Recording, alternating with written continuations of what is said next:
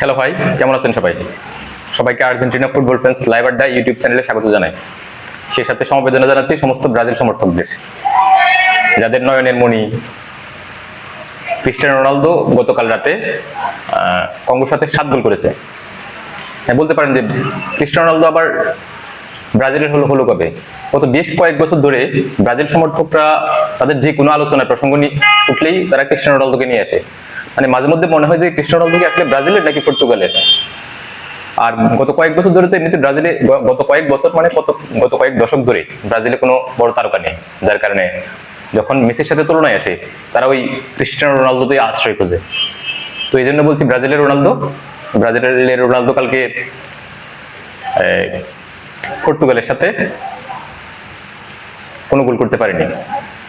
এই বিশ্বকাপের আগে অনেক আলোচনা হয়েছিল যে এবারে বিশ্বকাপে সবচেয়ে ট্যালেন্টেড মিডফিল্ড হচ্ছে গিয়া পর্তুগালের, যেখানে বর্তমানে বিশ্বসেরা সবচেয়ে সেরা ট্যালেন্টেড মিডফিল্ডার ভিতিনহা, যে কিছুদিন আগে পিএসজির হয়ে চ্যাম্পিয়ন্স লিগ দিচ্ছে। তারপরে ম্যানচেস্টার ইউনাইটেডের ব্রুনো ফার্নান্দেজ এবং জোয়াও নেভেস তো গতকাল একটা গোলও করছে, যে একমাত্র গোল যেটা হয়েছে ওটা জোয়াও নেভেস করছে। তো যে Vitinha, Bruno Fernandes, Joao Neves বিশ্বের সবচেয়ে সেরা মিডফিল্ড, ওই মিডফিল্ড আক্রমণ নিয়ে তারা ইয়ের সাথে কঙ্গোর সাথে এক গোলে ড্র করছে, তাও আবার ওখানে রোনালদোর কোনো গোল নেই। তো অনেক সমর্থক বলতেছে কি, খুব প্রকাশ করতেছে ওদের মধ্যে কোনো পরিকল্পনা নেই, ওরা রোনালদোকে বল দিচ্ছে না, বল পাস দিচ্ছে না। ভাই রোনালদোকে বল পাস দিবে কি জন্য? রোনালদোর মতো সেলফিশ খেলোয়াড় আপনি দেখছেন একজন কখনো? এই তো গত বিশ্বকাপের কথাই ধরুন, গত বিশ্বকাপে সতীর্থের করে একটা গোল সে নিজের গোল বলে দাবি করতেছে, যেখানে মেসি হওয়ার হামেশাই নিজে পেনাল্টি পাওয়ার পরে ওতামেন্দিকে দিয়ে, ওতামেন্দির দেশের মাটিতে শেষ ম্যাচ ছিল, তাই ওতামেন্দিকে দিয়ে পেনাল্টিটা করেছে। প্রায় সময় যখন যে মার্টিনেস ফর্মে থাকে না, গোল পাচ্ছে না, পেনাল্টি পেলে মার্টিনেসকে দিয়ে দেয়। রোনালদোকে দেখছেন কখনো এরকম? তাহলে তার জন্য তার দলের প্লেয়াররা ওই ডেডিকেশনটা কেন দেখাবে? তার জন্য হৃদয় উজাড় করে, সর্বস্ব উজাড় করে কেন খেলবে? আরে ভাই, মেসির মতো নেতা হতে হবে। মেসি শুধু একজন ভালো খেলোয়াড় না, সে একজন নেতা, সে একজন ভালো মানুষ। তার মধ্যে এমন কোনো ভালো গুণ নেই যেটা নাই আমার মনে হয়, যার কারণে মেসিকে সবাই পছন্দ করে। আপনাদেরকেও বলছি, মেসি বিদ্বেষ ভুলে গিয়ে মেসিতে মাতোয়ারা হন, মেসির গোল উদযাপন করুন। রোনালদো এসব ছেড়ে দিন, এগুলো দিয়ে কিচ্ছু হবে না।